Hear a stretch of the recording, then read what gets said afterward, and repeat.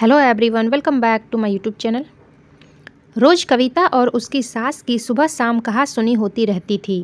कभी कभी बात लड़ाई का रूप धारण भी कर लेती थी। गृह कलह इतना विकराल रूप धारण कर लेता था कि कोई किसी से बात ना करता और खाना पीना भी ना खाने की धमकी कविता की सास दे देती। तेरे हाथ की बनी हुई मैं रोटी नहीं खाऊंगी, कविता भी गुस्से में आकर कह देती। ना खाना हो तो मत खाना, लेकिन मैं किसी के लिए बिना वजह जलन का कारण नहीं बन सकती।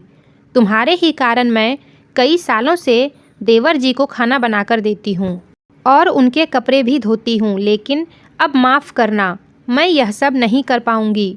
मेरा बना हुआ खाना आप देवर जी के घर ले जाती हो और उनकी तो आराम से कट रही है, तो वह क्यों देवरानी जी को अपने साथ रखेंगे। आपको तो अपनी छोटी बहू कल्पना की मदद करनी चाहिए और उसका घर बसाना चाहिए। आप आग में घी डालने का काम कर रही हो। जब तक बनी हुई रोटी और धुले हुए कपड़े नहीं मिलेंगे, तब वह अपने रिश्ते कल्पना के साथ संभालने की कोशिश करेंगे। इस तरह देवर जी का घर हम सब बसा सकते हैं। माँ, आपके भी तो हाथ पैर अब थक रहे हैं। आप भी कितने दिनों तक देवर जी का काम कर सकती हो। इस बात पर कविता की सास कहती है, जब तक मेरे हाथ पैर चलेंगे मैं उसका काम करूंगी। तुझे नहीं करना है तो ना कर। मैं उस कल्पना का मुंह नहीं देखना चाहती। माँ, उसमें क्या गलती है। कोई भी पत्नी अपने पति को गलत काम करने से रोकेगी। देवर जी पीते हैं, पैसे बर्बाद करते हैं, तो उनको रोकना कल्पना का अधिकार है। इसमें बुरा क्यों लगता है। वैसे भी इतने सालों से देवर जी को बना बना कर देती हो आप, उन्हें उनके घर लेकर जाती हो, खिलाती पिलाती हो। अभी कुछ दिनों पहले कल्पना मोहल्ले में बातें कर रही थी, इन्हीं सब लोगों की वजह से मेरा घर नहीं बस रहा है। मेरे पति की कमाई खाने का इनको लालच नहीं है, तो कोई किसी का काम क्यों करे। माँ, बस तेरी वजह से ही वह मुझसे बेवजह जलने लगी है, बल्कि मैं तो बस यह चाहती हूँ किसी तरह से उसका घर बसे, उसके बच्चों को पिता का प्रेम मिले और मुझे कुछ नहीं चाहिए। मैं उससे बात भी नहीं कर सकती, क्योंकि वह तो मुझे ही अपने घर टूटने का कारण समझती है। उसको लगता है कि देवर जी का सारा पैसा हम सब ले लेते हैं। माँ, आप भी जानती हैं, बस आपके ही कारण मैं उनका काम कर देती थी, लेकिन अब बहुत हो गया। अब मैं देवर जी को बना हुआ खाना नहीं दे सकती, ना ही मैं उनके कपड़े धोऊंगी। मुझे बदनाम होने का शौक़ नहीं है। मुझे कल्पना पर बड़ी दया आती है। कभी उसके बच्चों का एडमिशन यहाँ होता है, तो कभी उसे माँ के घर जाना पड़ता है।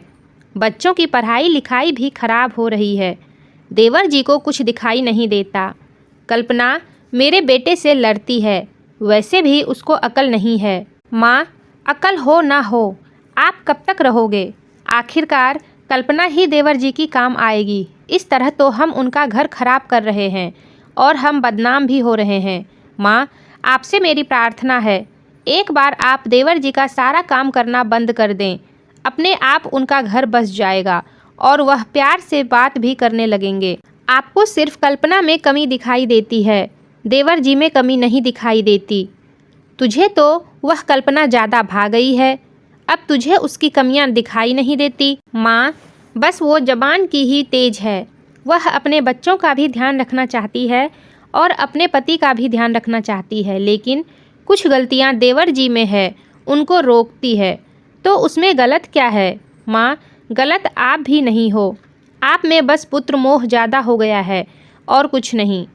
कविता, यह बकवास तो मुझसे ना कर, अपना काम कर। तू उसका काम नहीं करेगी तो मैं उसका काम करूँगी। माँ, आपको करना है तो करो।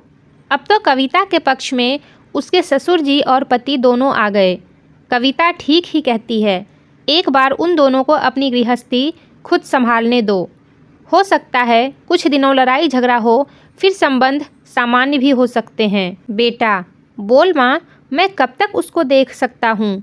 आखिर मेरा भी घर परिवार है और मुझे तो तभी अच्छा लगेगा कि मेरा छोटा भाई भी अपने परिवार के साथ सुखी रहे। माँ को किसी तरह समझाकर बेटे ने गांव में भिजवा दिया। अब उनके दैनिक काम करने वाला कोई नहीं बचा। एक बार कल्पना जब मायके से अपने पति के घर आई तो धीरे धीरे नोक-झोंक होते होते उनके रिश्ते सामान्य की ओर होते चले जा रहे थे। बातचीत तो दोनों में बहुत कम थी, लेकिन सुधार की पूरी गुंजाइश नज़र आने लगी। लेकिन कविता की देवरानी के मन में कविता के प्रति बेवजह जलन का भाव जो शुरू से ही था और शायद आज भी है। कविता अब खुश है, ना उसे देवर जी का कोई काम करना पड़ता है और वह यह सुनने से भी बच गई कि हर जगह कल्पना अपना घर टूटने का कारण अपनी देवरानी को ही मानकर जलन का भाव रखती थी। बातचीत तो अभी भी देवरानी जेठानी में नहीं है। इस प्रकरण में बेचारी कविता कल्पना के लिए बेवजह ही जलन का कारण बन गई। कविता के थोड़े से प्रयास से कविता के देवर जी का घर दोबारा बस गया। बच्चों के स्कूल में एडमिशन भी हो गए। पूरा परिवार खुशी खुशी रहता है। कविता और उसके देवर के घरों में फासला भी 2 गलियों का है। दोनों ही परिवार खुशी खुशी अपनी गृहस्थी को चला रहे हैं और माँ दोनों ही बेटों के घर देखने गांव से आती रहती है। शायद अब माँ भी खुश होगी बेटे का बसा हुआ घर देखकर, क्योंकि माँ बाप को तो बस बच्चों की खुशियाँ चाहिए होती है। समय अच्छे अच्छे घाव को भर देता है, तो कभी न कभी कल्पना के मन में कविता के लिए बेवजह जलन का भाव जो उत्पन्न हुआ वह भी समय के साथ समाप्त हो जाएगा।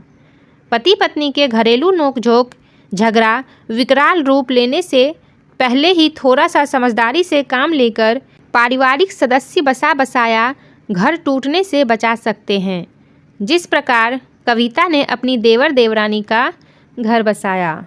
तो फ्रेंड्स, आपको ये वीडियो कैसी लगी कमेंट करके ज़रूर बताइएगा और अगर वीडियो पसंद आई हो तो लाइक और सब्सक्राइब करना ना भूलिएगा। तो फिर मिलते हैं एक नई कहानी के साथ अगले वीडियो में। तब तक के लिए टेक केयर एंड बाय।